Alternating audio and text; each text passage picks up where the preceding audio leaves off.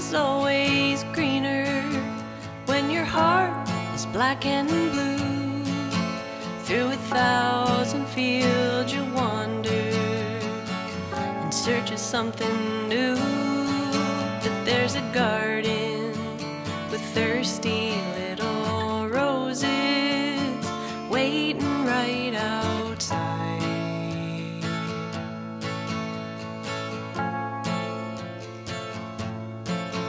In the magic of the morning, in the luster of the day, you're thinking of your rivals and what they may or may not say. But all the branches that blew down in the storm can be gathered for fire.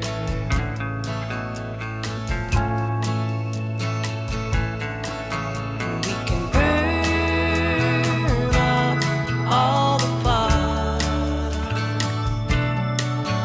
while the ground thaws in the sun. We can pray for a late summer rain, but it may not ever come.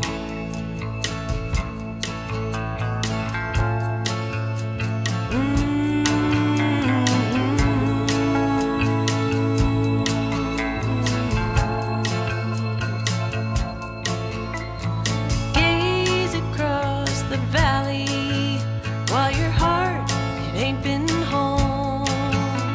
I ask you what you're missing. You tell me you don't know, but the desire for what's on the other side can be felt from miles away.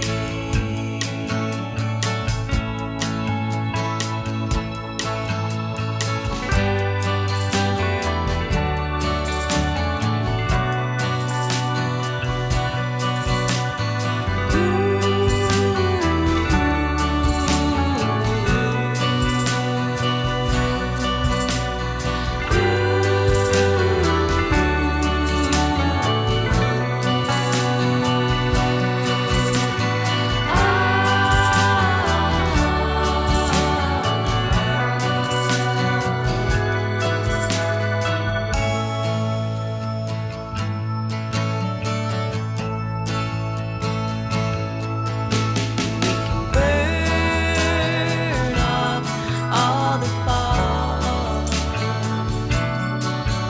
while the ground thaws in the sun.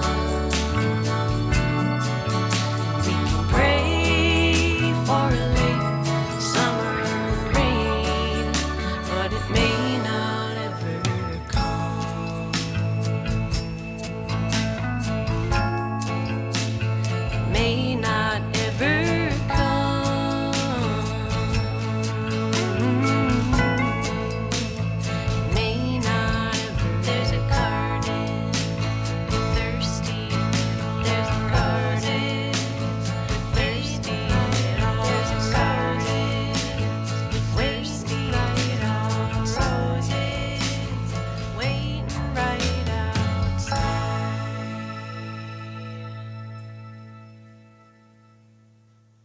Really, that was really exciting. What a beautiful song. It's so beautiful. I love that song. And what's really exciting about this program, you're here with Dom and Ryan, is that we have our first guest, which is a milestone, right? It is. We're here on the program. I'm Dom. This is Ryan. We're here to talk about how all of our things. So Ryan is a creative person, as am I, and we're sort of in and out of jobs.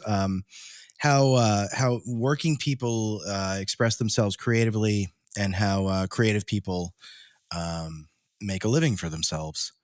And that's where all this comes together. And today we're very excited. We have our first guest in Mary Doherty, who you just heard.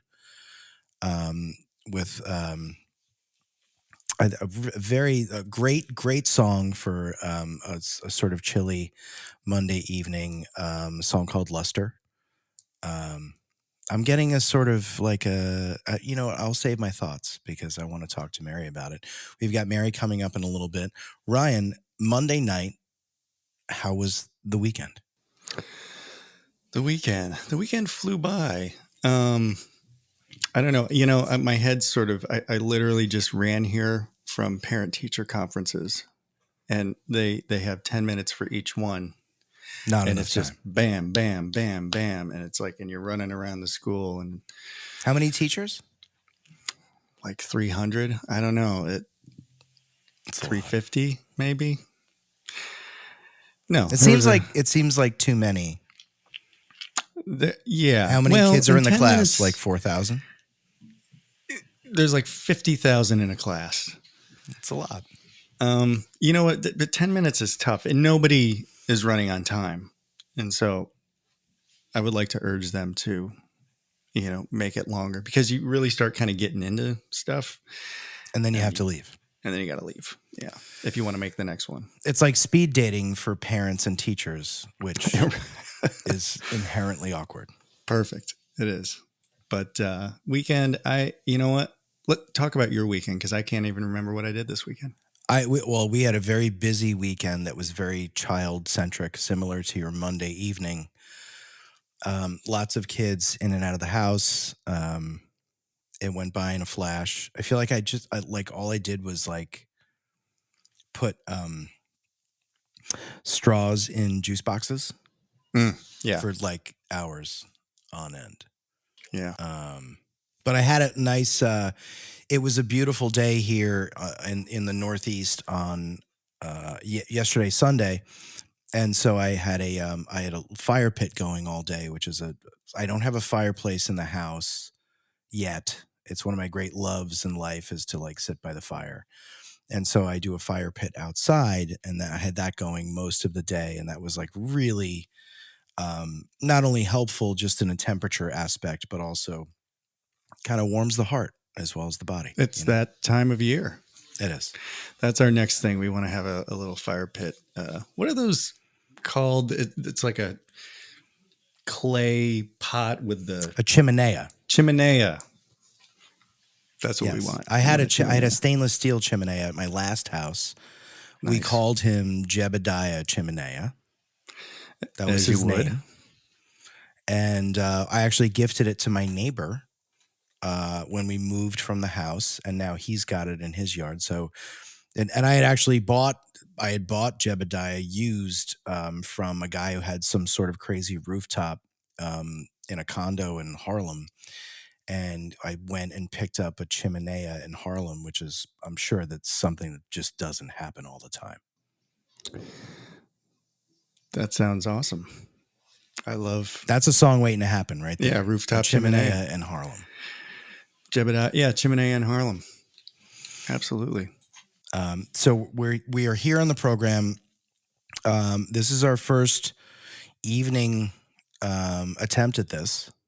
So it feels a little different, even though it gets dark at like 2:00 now. So it doesn't, like, day and night don't have any bearing. We've been doing daytime shows. Yeah. That's a different feel. Yeah. And I want to talk about Mary Doherty's opening number with Mary. We're very excited. So Mary is a singer-songwriter and a performer who is also a working music therapist at a hospice and has been for the last 7 years. And so we're very interested to talk to Mary about the intersection of how she works creatively for a living. I think music therapist to me is like such a noble, wonderful profession to be able to support yourself by being by bringing joy to other people and teaching about music and those wonderful sounds, especially in hospice, which I would say clearly maybe some folks don't have a lot to look forward to, right? That's not a very tends to not be a terribly joyful environment, I would assume. I can't imagine. Yeah. But I will say, I mean, Mary's got such an amazing voice. I don't know, and I've heard this song, by the way, before. And when I hear it, it just makes me feel very warm, so I'm sure she is doing a great service there. I get a little bit of like an Amy Mann vibe. Yeah. And that's very special to, I think Amy Mann is a treasure. Yeah. And I'm looking forward to talking to Mary. We I do want to hear one other though. We have another song from Mary. I think, Ryan, we'll take a break from people listening to us droning on. I want to listen to Shadows in the Room.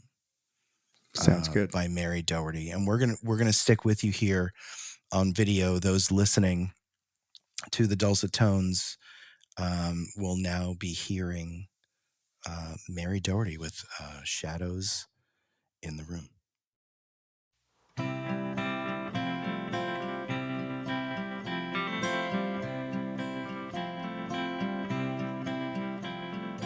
I don't think I need to clear the air. I don't think I need to clear my mind. I'll be here while you are way out there. I guess the dust will settle in due time.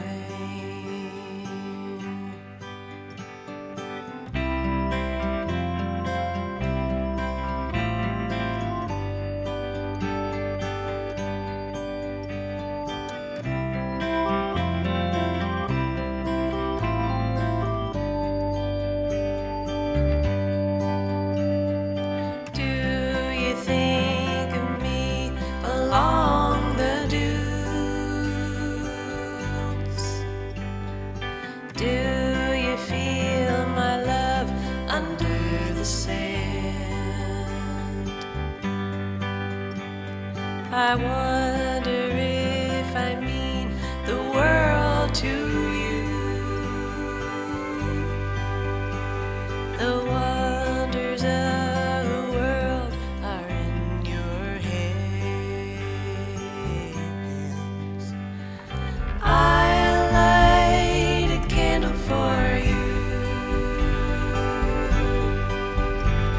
and wait with the shadows in the room.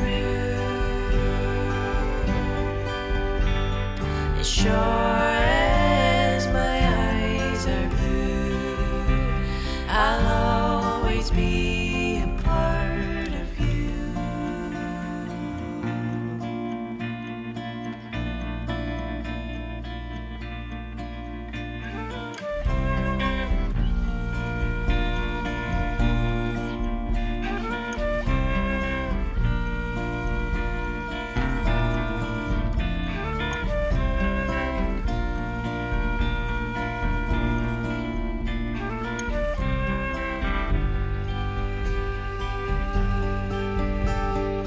I'll light a candle for you and wait with the shadows in the room. As sure as my eyes can see, you'll always be a part of me. You'll always be a part of me.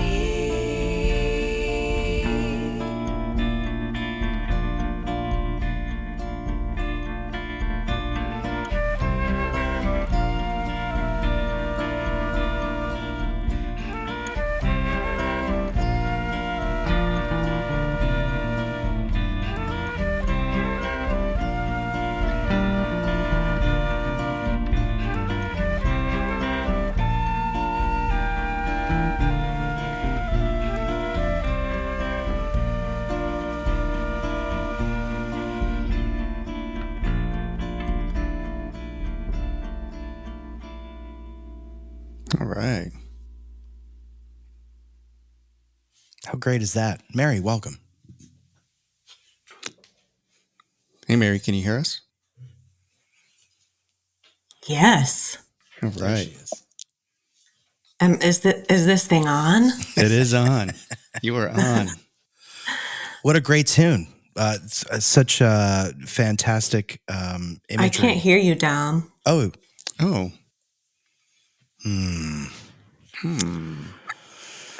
It looks like you're muted. Figure this out. No, There we he's go. not muted. How's that? Yeah. Can you hear me now? Yeah. All right, good. Yeah. Great stuff. I love, and I hate to keep comparing things, but I like to sort of like say what I hear in music. It brings me like a little bit like Fleet Foxes, sort of like the right, the harmonies coming in, and the flute is sort of like a little like medieval, right? You know, there's Yeah, I dusted off the flute for that one. and so that was you playing the You're playing flute. flute? Yeah, that was my first love was the flute, and I played that until like 5th grade. Maybe I think it was like 6th or 7th when I got too cool for the flute. And then I was like, no, I want guitar lessons like now. And yeah, it's crazy how that stuff stays in your muscle memory, you know. I just had those little lines and I managed to squeak them out. And is that you playing guitar on the tracks as well? Yeah. Great. It's great. Yeah. Great tones and great performance. We're here with Mary Doherty on the program. I'm Dom Dorman. We're here with Ryan Havers.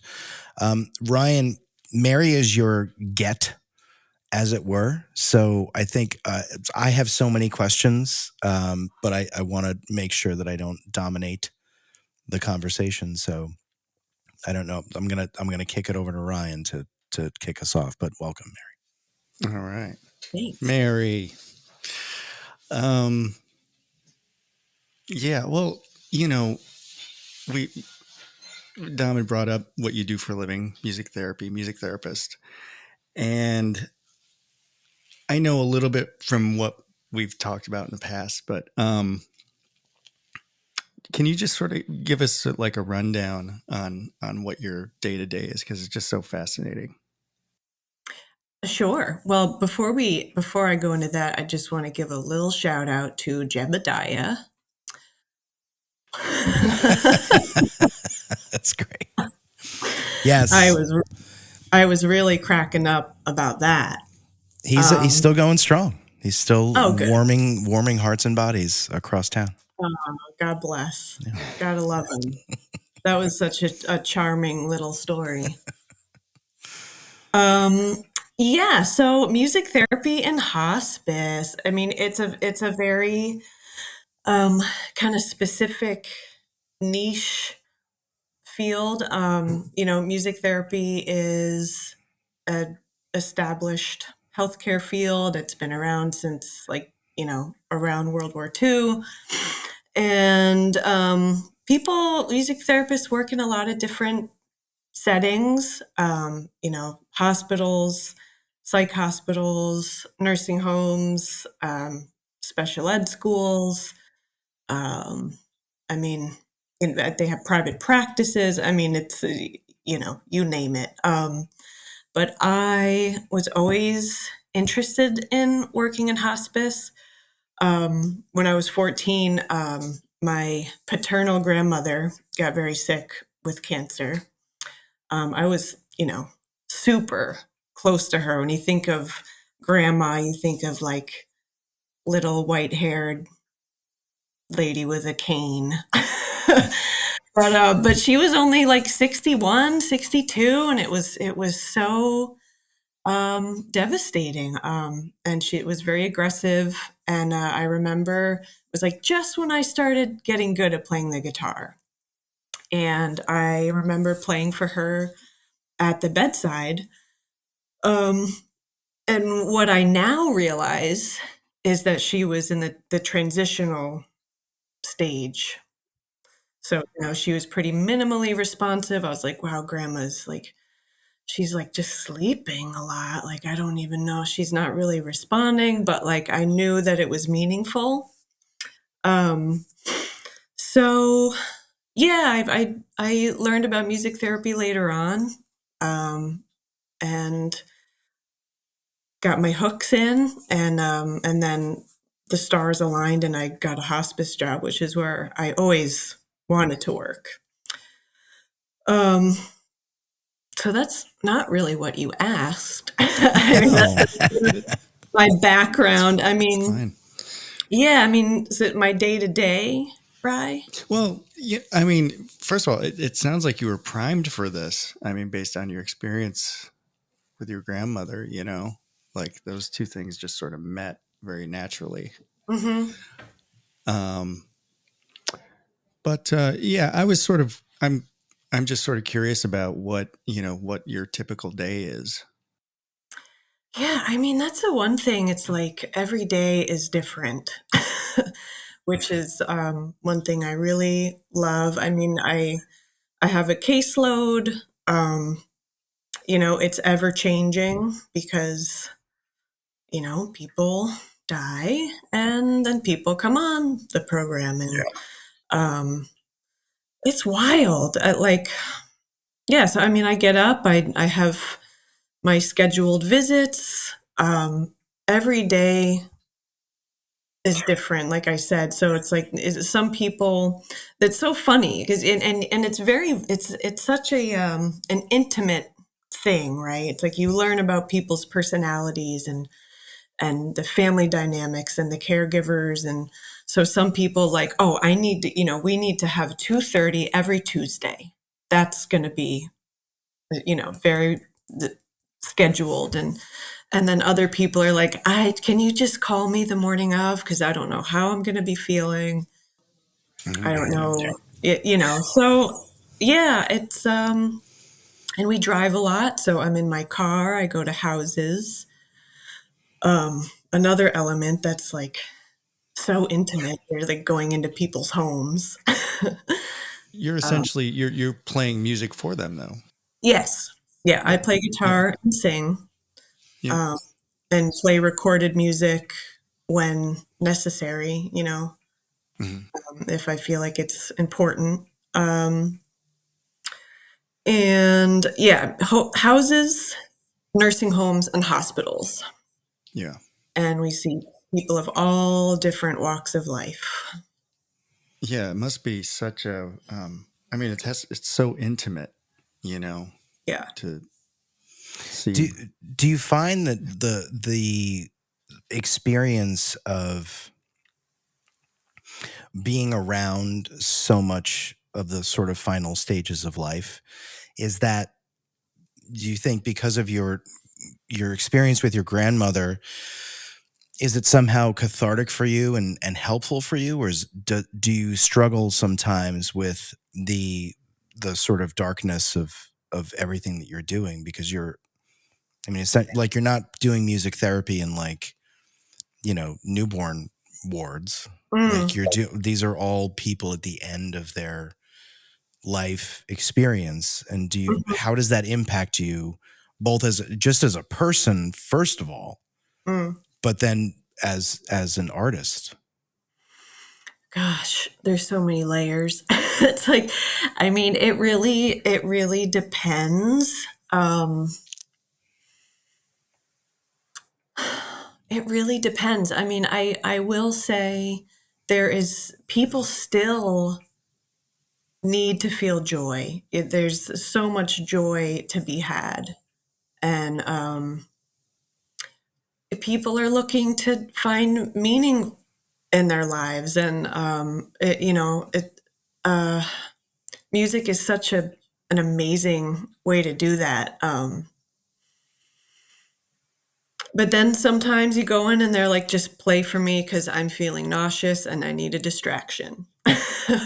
Or I like to think of it more as like refocusing rather than like, this sort of rigid, just using music as this like tool.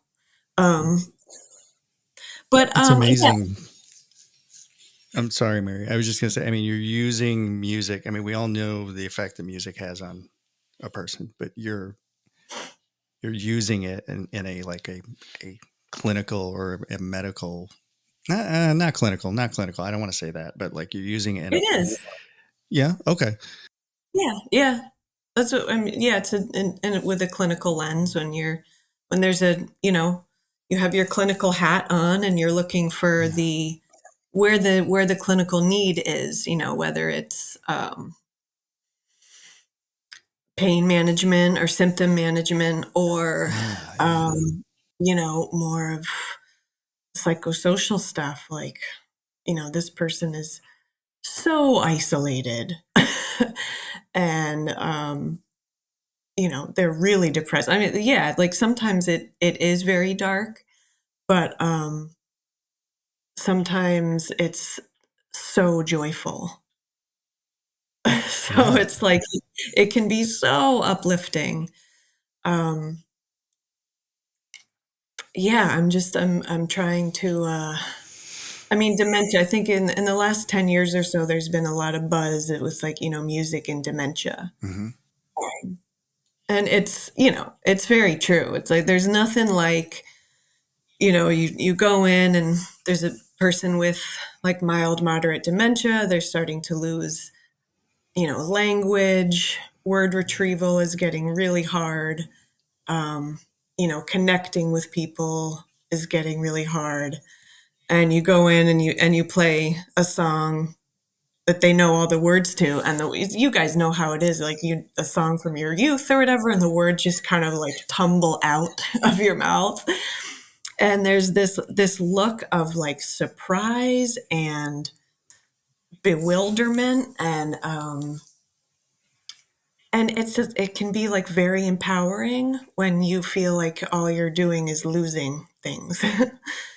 It's like, oh, I knew all the words to that. What?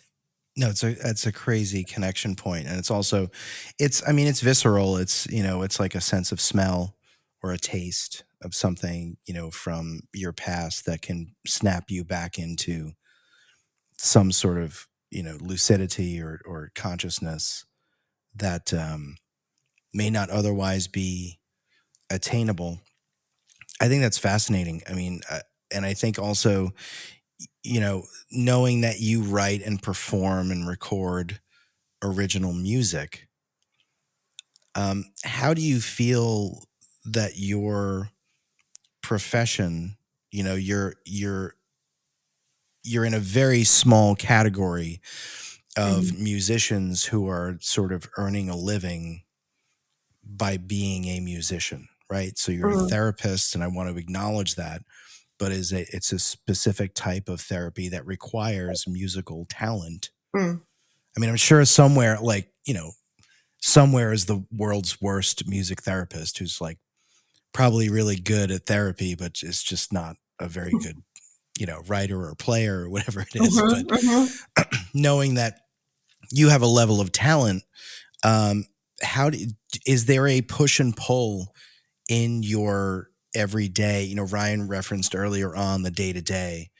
Is there a push and pull of like, gosh, I really like, I wish I didn't. It seems like you really love your work, so I don't want to sort of telegraph your answer, but is there a push and pull of like, would you rather be doing, would you rather be touring regionally and making the same amount of money, or is it that the music therapy is a love of yours, and your writing and performing is something you do for yourself or on the side, or how would you describe that?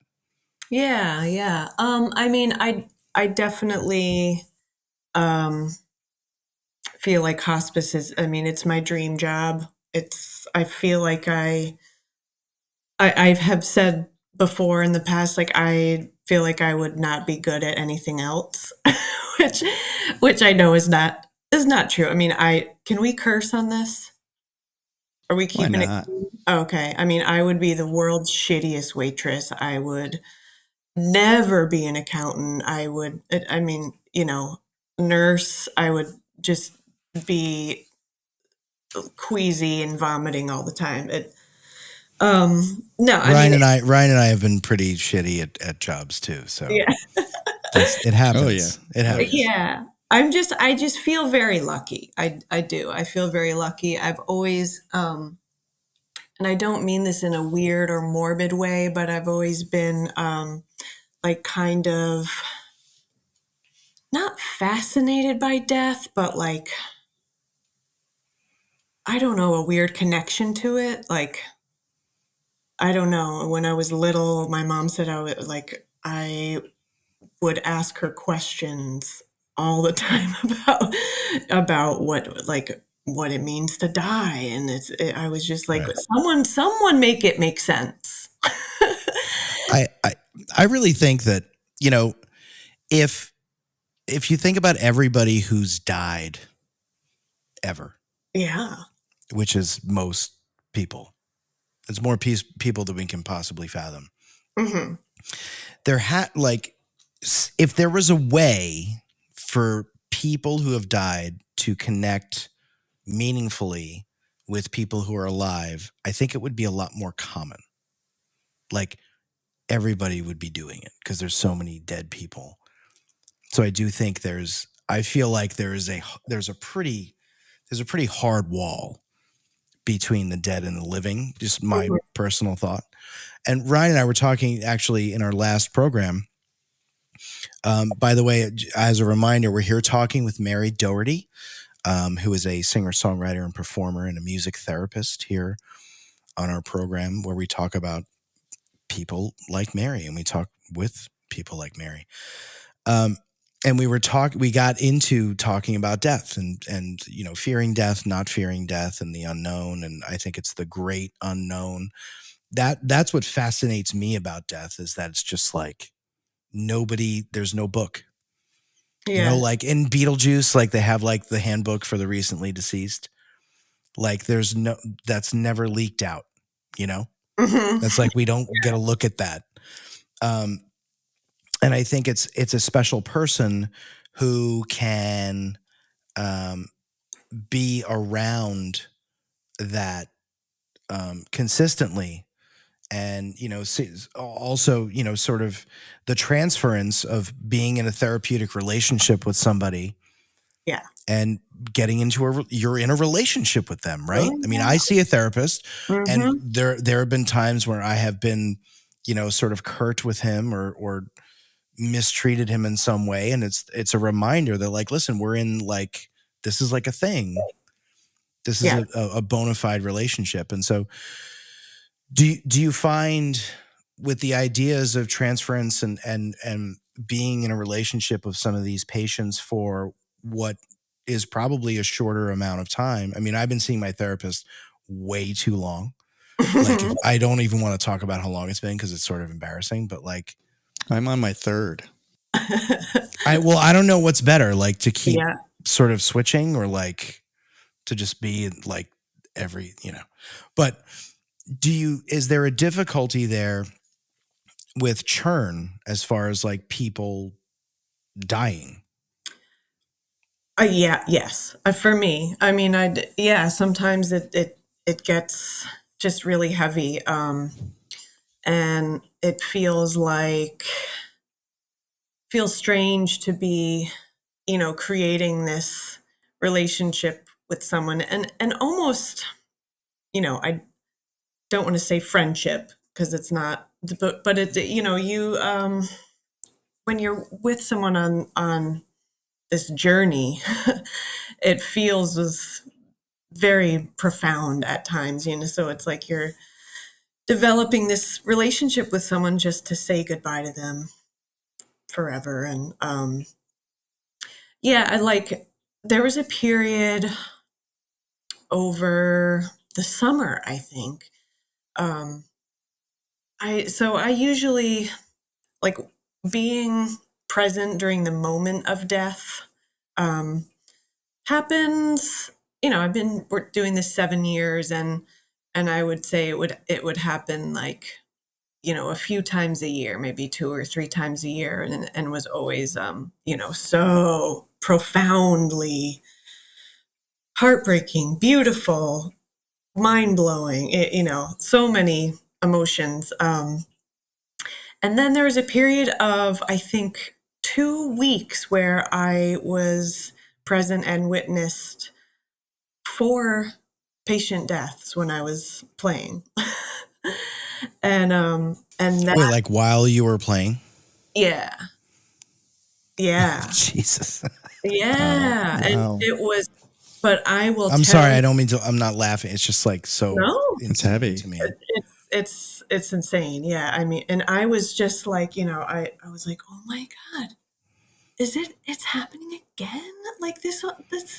Like when I play my guitar, people die.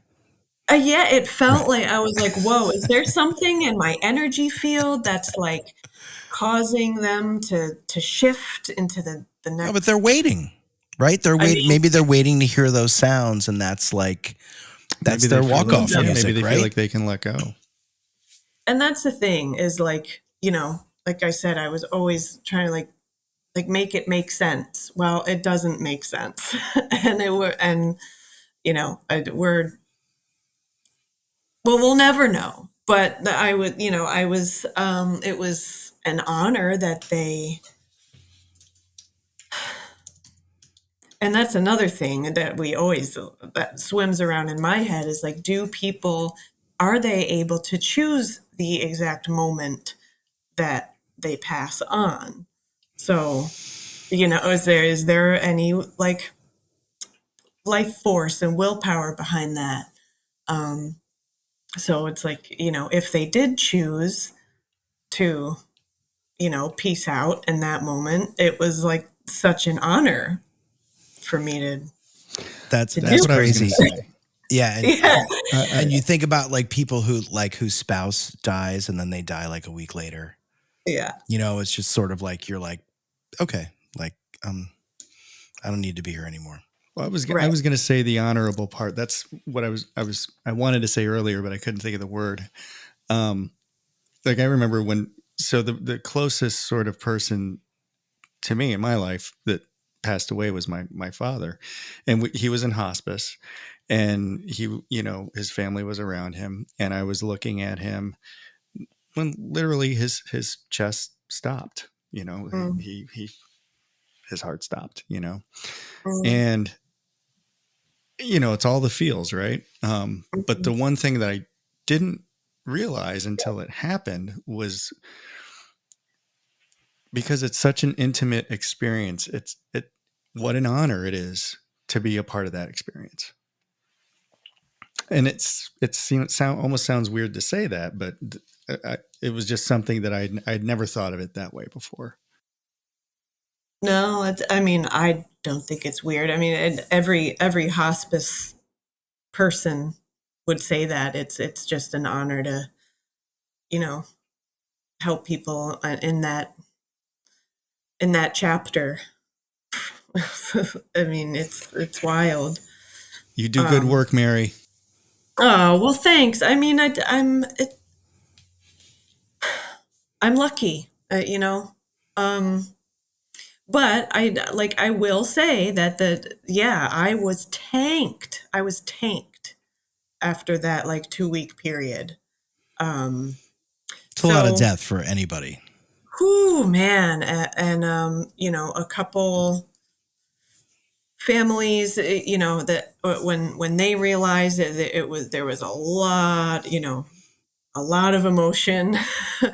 So it was like holding the space for them, and yeah, it was wild, but um, it's very rewarding. It's at times like just surreal.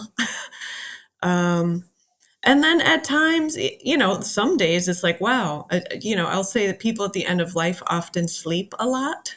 So there will be days when I'm like, well, I'm just playing, I'm helping people relax today, and it must be a sleepy day.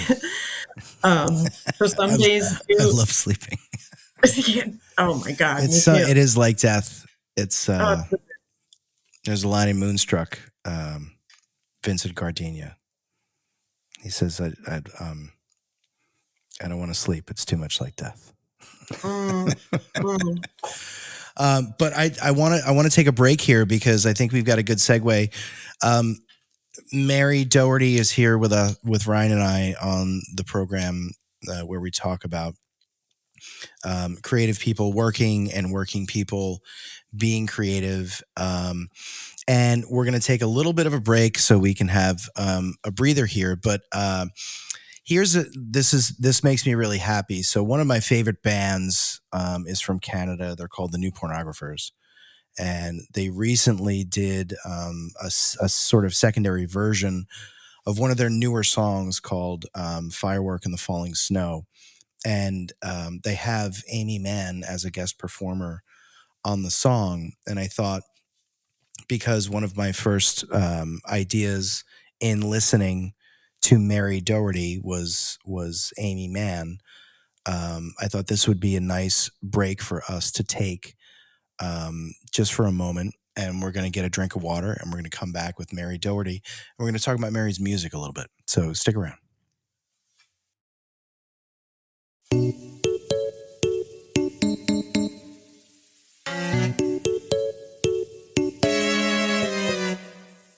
Wonderful to the artists you love when they sort of seem like they're living parallel lives, but then they get together and do something and you feel like it's kind of like just for you, where it's like, hey, if Amy Mann sang with the New Pornographers, like that would make me really happy. It's like the thing you didn't know you wanted until you saw it. Like when Amy Mann sang with Rush. Did that really happen? Did. Really? Yeah. That's fascinating. Wow. No, not I had for no you. idea. Maybe I'm off with this one. I don't, How did that happen? That was like late 80s, early 90s, a song called Time Stand Still. Really? Yeah. I had no idea. That's fascinating. Yeah. Wow. Well, they're all Canadian, so I think that's how that happened. Oh. That sounded very, very dismissive and marginalizing. No, Canadian I'm not. people. I'm just saying, like, or the same label, or they're all Canadian. Like, they all know each other. I don't mean that. I know.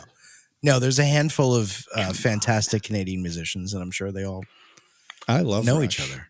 And Amy Mann. We're here with Mary Doherty on the program. It's Dom and Ryan, and we're talking about death and the New Pornographers and Amy Mann and Mary. So let's talk about your music. We've talked about your career a little bit. Let's talk about your music. Is this a crossover? Like, are there songs that you write because of your experiences you've had professionally? And are there songs that maybe you perform professionally that you've written outside of your professional experience? It's funny you ask that. Like, after my little where I felt like the angel of death, that 2-week period, I shared it with a friend who's an artist, and he was like, yeah, why don't you write a song about it? And I'm like, yeah, you're right. I really should. So it's kind of funny. Yeah, I haven't written any song specifically about my work. I have one song that's sort of in the early stages. That's I contemplate death all the time. So it's I have a song about maybe it's kind of like reincarnation. It's it's. Do you believe in reincarnation? I don't know. I want to. I really want to. I really want to. What's holding you back? Proof? Yeah, I mean, it's like, I have a willingness to be open to it, Ryan, do you believe in reincarnation? Well, um, in a way, yes. I believe that. I believe that it's almost science or nature based. Like our body goes back into the earth or whatever and then Burned up, that gets burned up. burned up. Um, I kind of think of like the spirit leaving the body as like any sort of electrical pulse in your body, or just dissipating into the the great whatever, and you become sort of like part of the fabric of the universe again. I don't know. Is there an end point of personification after that, or is it just you become part of like the ether? I think of it more like you become part of the ether, But And do you, Mary, do you think that in all of your experience in dealing with folks, do people become like toward the end? Do people become sort of like more religious? I mean, like my answer to so many things is it depends. It depends. Some people do. Some people are scared shitless. Yeah. Some people are totally at peace. Those the people who are scared are the people who did some fucking shit during their lives, and they're like, oh, it's now the end is Maybe, near. I mean, And it's maybe like, so, or they're like very Catholic. yeah, you can say that I was raised Catholic, or as George Carlin said, I was raised Catholic until I reached the age of reason. But I there's a mean, lot of fire and brimstone in it's scary. Catholicism. Yeah, and but then there's some people they love that Blessed Mother, and you know they feel safe and held, and um, I guess in that so state, whatever works, right? It's like whatever. yeah, yeah, yeah. And I'm sorry, Um, we went back down like the death the oh, the death death route threat. again. Hey, I But mean, I do want to talk about your music, and yeah. I know we're sort of nearing the end of our time here, but I have a I question, definitely, actually. Ryan, I definitely want to have Mary back because we need to hear more of her music. Yeah, But I do absolutely. like. Do you have what's your performing experience like? Are you out and about? Are you playing Um, out, performing? n- no, not much recently. Okay. It's definitely COVID. I know it's a thing Hmm. for a lot of people. I was I had like a little band going. We were looking to start getting out and playing, and I think our last rehearsal was February of 2020, Right, and then everybody got sick and scared, and and everything dissolved. Yeah. So yeah, and for a while I was, I love singing backup. It's so much fun. I love singing harmony. It's like one of my favorite things to do. I was singing backup in my friend's band and actually like playing a little flute here and there. Um, but sometimes the I sideman, like the sideman experience. Sorry for the side no person. That's not a word, but side this lady. No, I get it. the side musician thing is like it's so fulfilling and relieving. Ryan, you've run your own band, Mhm. and you've also been part of something that you're not in charge of. That's how I would sort of differentiate the sideman Hmm. thing. And like, there's something that can be so gratifying of like, wait, I could just show up and like play my parts, and I don't have to deal with the door. I don't have to deal with the posters. I don't have to deal with like all that stuff. I mean, I would love to be, if I could make a living being a sideman, like tell me what to play and I'll play it. That sounds Mm. good to me. Yeah. Would that be enough for you, Ryan? No, I don't think so. I have to create, I have to do something. But that's actually what I wanted to ask Mary. So, you're playing music at work. How do you transition? Like, do you have a lot in the reserves? Is there enough in the tank after work to create?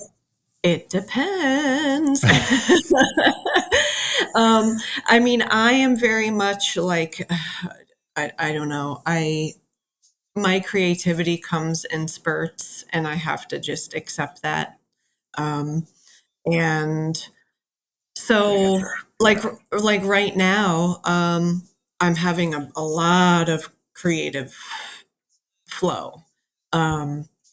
So it's not, it hasn't been hard to turn it. Like I said, we spend a lot of time in the car. So what I love to do is I go in and do my visit. And then when driving around, I'll try and use that time to think of new lines for a song or new melodies, or if I'm working on something, if I think of a little line, I'll do the little audio recordings, things so I don't forget it, and then yeah, it's like this exciting thing when I get home, I can release it. Who's But we? You said we spend a lot of time in the car. just hospice music therapists. You all travel together? I mean, no, just like like the collectively, royal we as a people. yes, collectively. I'm sorry, I was just picturing you guys like all piling in a minivan, like and just driving around. That's what I was. It's like a shuttle music hospice Yeah. shuttle service. Right. I relate to that. It's one of the things that I miss. Most of the lyrics that I've written in my life, I've written in the car because I would have demos of music that I would put it on repeat. And there's a safety. The car is so safe because nobody can hear you ever. Yeah. There's no chance of anybody hearing what you're doing ever. And maybe it's like a mental thing I need to get over as a performer and as a writer to say, if I'm in my home studio here, like, if somebody else hears me or a pedestrian outside hears me with the windows open, there's nothing wrong with that. But there's always something like a little something where it's like, well, it's not terribly private. Like I've done my best work when I know that like everything's sealed up and there's no chance of anybody You're hearing not vulnerable. I don't have that. I have there's the street is right there, and I have made some of the craziest. Like I think maybe if somebody was walking by, they'd think that like someone's being murdered. Yeah, you have that. That's definitely a vibe. Yeah. I love that. I just go for it. I love that for you. Let me ask this for both of you. Actually, we'll go Mary and then Dom. And I mean, I think you sort of answered it already, Mary. But I love that for you. Looks good on you. I do, and you know what? It's inspiring, to be honest. It's like you're right. Fuck it. Mm-hmm. I go weird or I go home. Yeah. So two trains of thought, right? You write when it's hitting, or daily practice whether it's hitting or not. Mm-hmm. Oh God. In the past, it's only when it's hitting, but I'm starting to get into the latter. I want to make it a daily thing. It's like just do it, get it, get out. It's like the faucet. You got to keep it keep it on just a little bit. Yeah, a little. Don't turn it all the way off. Speaking What of about you, faucet, Dom? is that you, Mary? Do you have a leaky faucet in the background? Oh, you know what it is? It's my cat. It's my cat water fountain thing. Oh, is that annoying? Sorry. No, I No, just it's heard not. it as you said faucet. I heard like drip, drip, drip, and I was like, wow, that's good. There's So a yeah, TV on like the other side of this wall that was going in the beginning, and then Yeah. you could hear people doing dishes. Yeah, my son was banging on the door for a little bit. so, yeah, it's either a faucet or a cat water fountain. Yes. Is my metaphor. I'm the same. I hit when it's hitting, and I tend to go dark when it's not, but I do better when I am in a zone of regular practice, regular output. The quality's higher. Yeah. So like even though like the output is higher, but like it enables me to choose better quality items out of what I'm putting out rather than like, oh, I just had a productive weekend, I'm going to use all of it, even though like half of it's not great. Yeah. And I think it's a better zone to be in, right? Like you're looser and you're putting stuff out. Then you get to choose, week over week, month over month, like you get to choose to move forward with certain things and abandon other things other than having to use everything you do because your output is so low. That's how I feel. Yeah. Yeah, it's I've gotten to a point now. I just like live in perpetual FOMO, and that's like kind of what Luster is about a little bit. Yeah. Is Talk about that song, actually. Luster? Yeah, I mean it's about me living in the first line is the grass is always greener when your heart's black and blue, blah blah blah. So it's trying to look at that. It's a great line, by the way. Oh, thanks. Yeah, just like that constant feeling of being unsatisfied, and telling myself to sit the fuck down. I'm trying to think of the other lines of the song, but no, just as far as like just my, whether it's a daily practice or just hit when it's hitting, I'm realizing like, oh, there's all of this creative energy that I'm missing out on if I'm not doing anything. Yeah, it's when I have those thoughts, it makes me so sad. Yeah. But it's also a huge motivator, right? Because when you realize like, hey, like, I took a nap yesterday and I could have actually written like 4 songs in 2 hours and I didn't. That's a little bit of a motivator. Yeah, but then again, sometimes you really need those naps. I love naps. Oh my God, don't even get me started.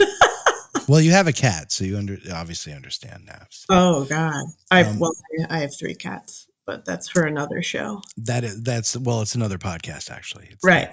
The cat cast. Right. I don't like cats, so like, I mean, I like you. Well, I Mary, will. so let's just leave it. Let's just leave it at that. Podcast, and thank you very much. Dom. Ryan, do you? We're a little bit out of time.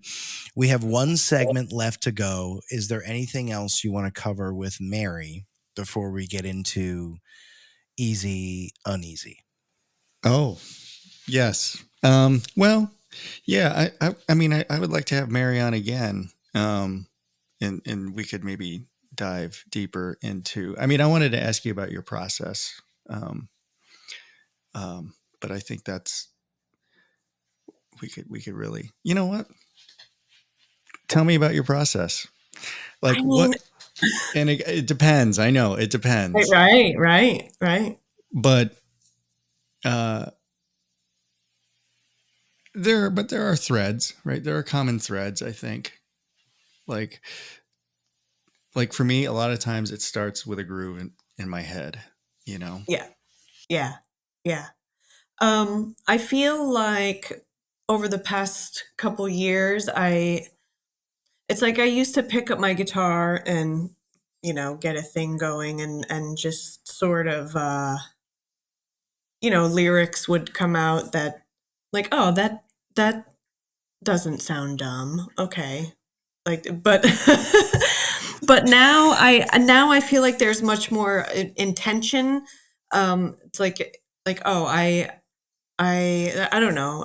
I guess with the last few songs I've written, there's definitely more of a focus. Like with Luster, I was exploring that feeling of just sort of never being satisfied,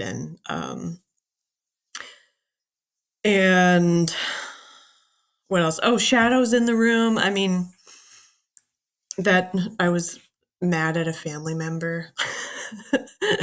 So it's actually, even though it sounds like it's not a breakup song.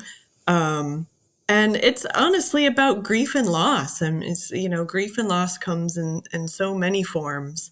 I like the imagery So in that song. The beach passages are very cool. yeah, Nicely done. thanks. Thank you.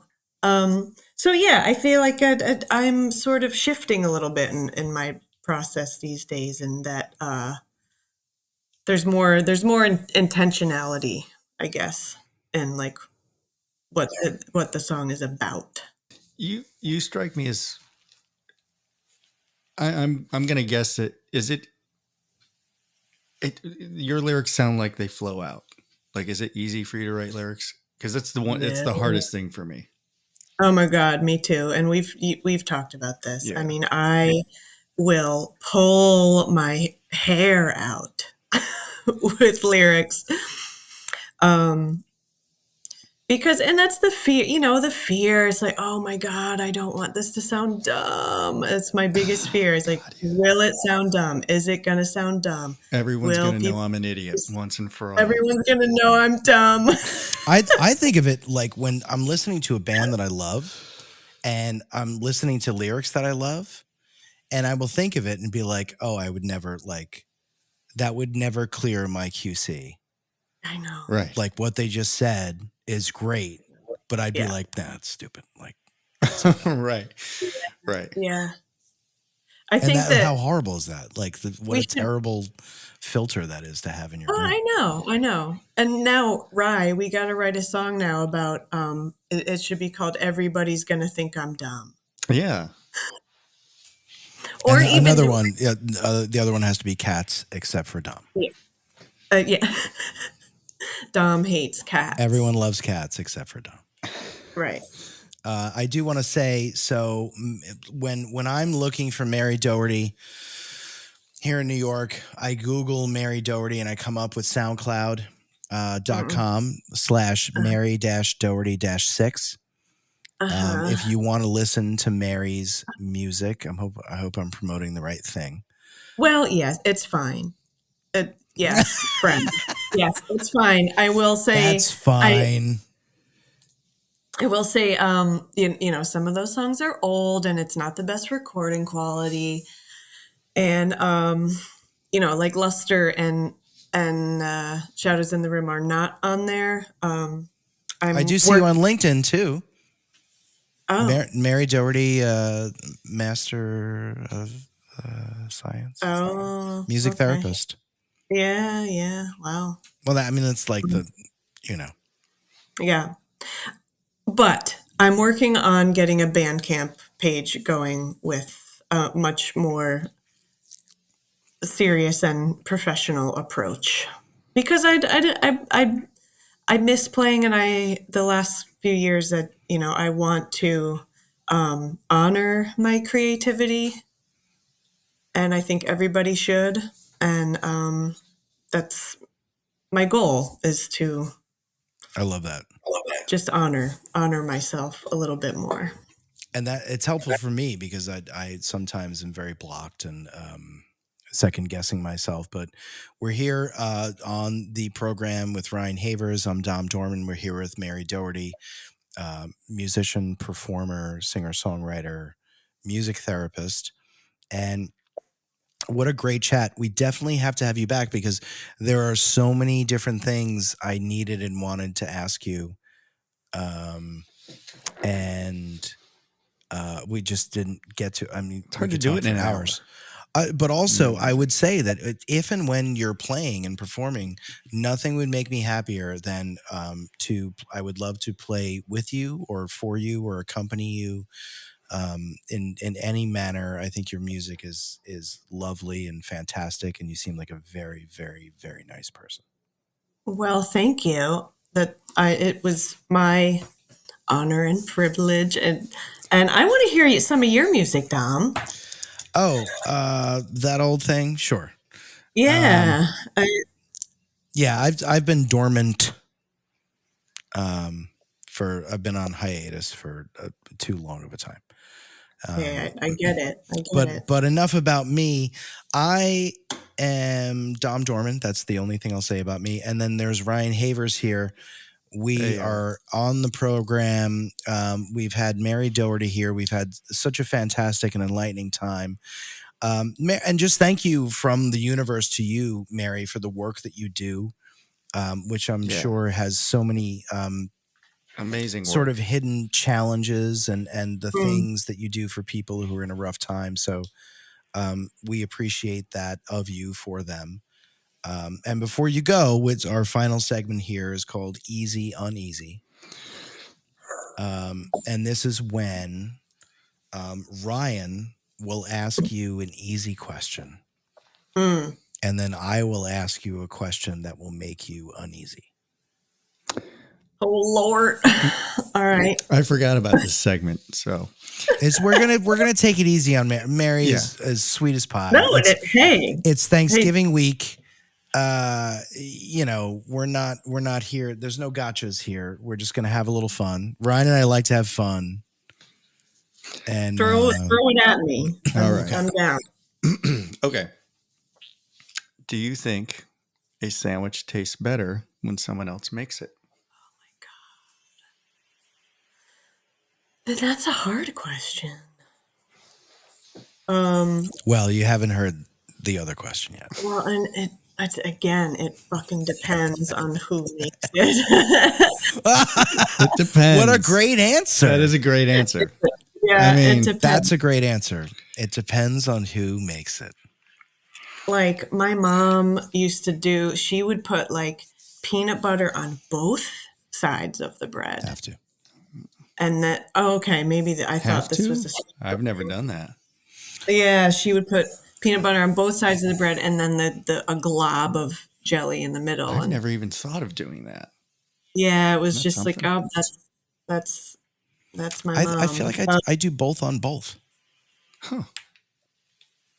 Because you can kind of eat them open-faced if you think you know someone. You know what? You know why I say that though? You know what really bugs me is that if I order a bagel with cream cheese and tomato, and there's cream cheese only on one side and then a tomato, and then there's send it back. Like a naked wet bagel on the other half is like, nope. That's not what I ordered. Yeah. Cream cheese on both sides. I'm with you there. So now I say cream cheese on both sides with tomato. Because the tomato is very wet and it will just get the one side soggy. Right. I'm going to try the double bagel. PBJ. Okay. Yeah. I'm going to try that. So, yeah, I mean, it depends. I mean, it depends on the person, depends on the sandwich. Wow. A lot of variables. Yeah. That's a lot. I think we thought we put that in the easy column. But I don't think we anticipated the thought that goes into how to answer it, really. I have to rethink all of these. Because my answer right off the bat is yes. However, like, what if it's like your elementary school principal making you a shit sandwich? Like, that's not good. Nobody likes a shit That's sandwich. better if you make that for him. Yeah. In my world. Right. No baggage there. Oh. Okay, so now we go to uneasy. Okay. That was the Do I have easy to plug question. my ears. What was the? Is it better if someone is the sandwich tastes better if someone else makes it for you? That was the easy question. My question is: have you ever knowingly served someone expired food?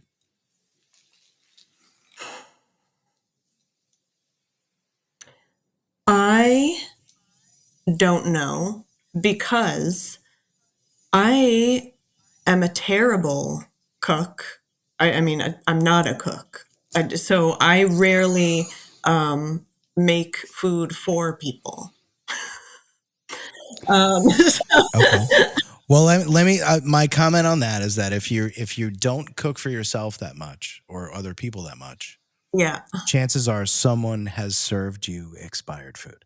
yeah. See, and this is where like I I'm okay with some expired. It depends on what it is. Hey, Me too. like I will always, speaking of reincarnation, I feel like in one of my past lives, I was like in the Great Depression or something because I hate throwing food away.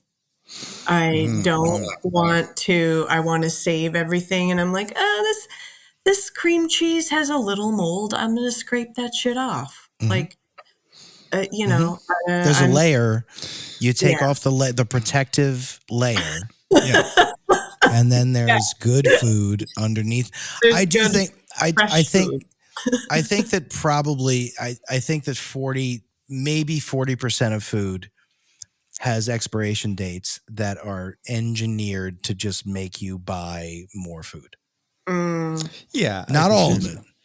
Like obviously visible mold, is a red flag. Well, I think anything in cheese, most cheese. Well, say. cheese is already moldy. It's already moldy, but I'm not going to eat unless it's like blue cheese or something like that. No, but you can slice off. Just slice off. Yeah. I think anything in a jar that's in the fridge, like it's been opened, it's in a jar, it's like a jelly What about yogurt? where it's like, well, yogurt, you can tell. It's like you use your eyes and your Oh, yeah, nose. you can tell.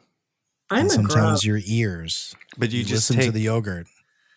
You just I'm a take grub. that pink layer off. I just scrape that shit off.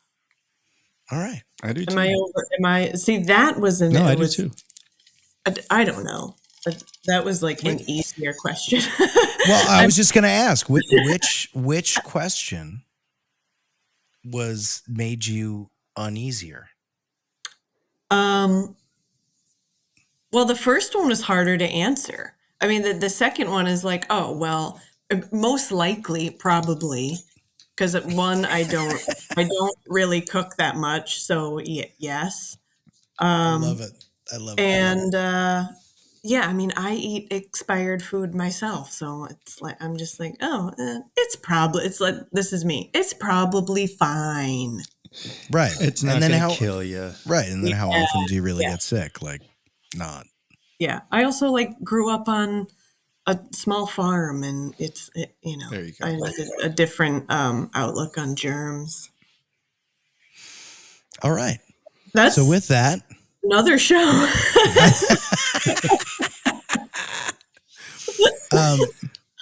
this is great. Mary, I had so much fun talking with you. And Ryan, thank you so much for bringing Mary to the conversation. This is great. Yeah, thanks so much for coming on, Mary. Appreciate it. Oh my gosh, thank you. This is my first podcast, and hopefully not my last. There will be some about cats and expired food. Let's do a new podcast about cats eating expired food and Love see what that. happens. Okay. Mary, thank you again. Mary Doherty, singer, songwriter, performer, music therapist, here on the program with Ryan and I. Ryan, thank you for your time. Mary, thank you for your time. What a wonderful way to spend an evening. Yes, thank you guys. All right. Happy trails. Just have to let go.